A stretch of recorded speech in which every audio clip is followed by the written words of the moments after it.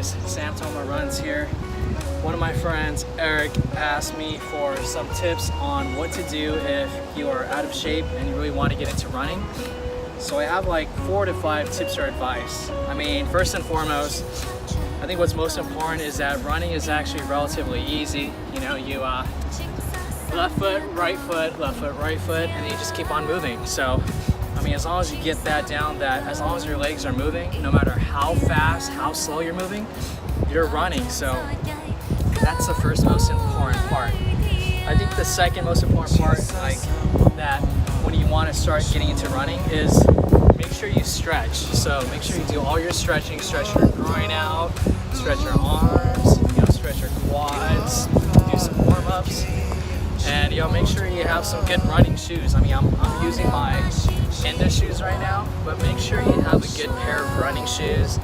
Make sure you go to your Fleet Feet or something and let those workers know that you're starting to get into running, because they will be able to give you the best guidance in shoe types, depending on if you need trainers or if you're wide foot. Because if you're wide foot, you're gonna need a different type of shoe compared to like a person that has more narrow feet. The third advice is form. Form is super crucial when you're running. A lot of people, when they run, they're looking at the ground like this, and you don't want to look at the ground. You want to make sure that your shoulders are straight, erect,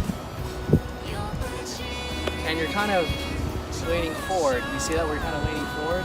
So your motion is that when you run, you kind of want to lean forward into the run. And so that's what's most important, is that you want to make sure that your shoulders are straight and erect, your chest is up, and you're breathing through your stomach. You don't want to breathe through your chest. When you breathe through your chest, you're not getting enough air in. Imagine if you're breathing, it's not getting down here, but if you breathe through your stomach, you get so much more air in, and it makes you an efficient runner, which will make you able to run for longer amounts of time. The other advice or tip I would give is make sure when you run, don't run like this. So don't run like that, where you are basically touching the heel of your foot. You want to make sure when you run, you're actually landing about mid-foot. So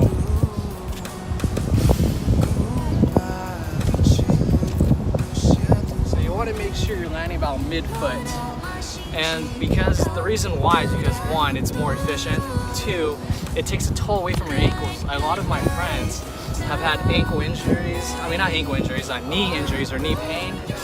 And I actually asked one of my really good friends who's around Boston many times, and he's told me that form plays a crucial role, especially if you're not running correctly. And those are the first 2 things you could correct. Your running form, so kind of leaning forward, keeping your head straight. Imagine there's a string on your head and it's holding it there, and you're just kind of running straight. And then the third part is make sure that you're landing mid-foot, not on the back of your toes. And my last tip for people that are, trying to get into running, or if you're out of shape and wanting to get into running, is that, don't worry about how fast or slow you're going. The most important part is that, say you want to run for 10 minutes, well, make sure you're running the whole time for 10 minutes. It could be a 20-minute pace. Just make sure that you're actually moving and you're not walking. That's the most important part, because running at the end of the day, even though it is a physical sport, it's about 90% mental.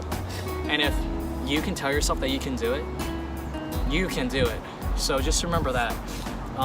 It takes time to, really build up that cardiovascular strength. And that's really one of the most important parts about running slow.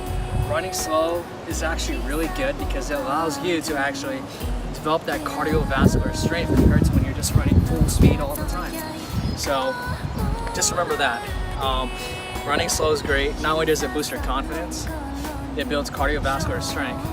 And in the long run, you're gonna be able to run faster. So just remember that. And just remember, don't run like this. So don't run on the heels of, on the back of your feet. You wanna make sure you're leaning forward when you're running. So when you're running, sure that you're landing this, but. And that's really the most important part. So those are my tips. If you guys have any more questions, just feel free to let me know, and I'll try to answer all your questions, but thank you guys so much.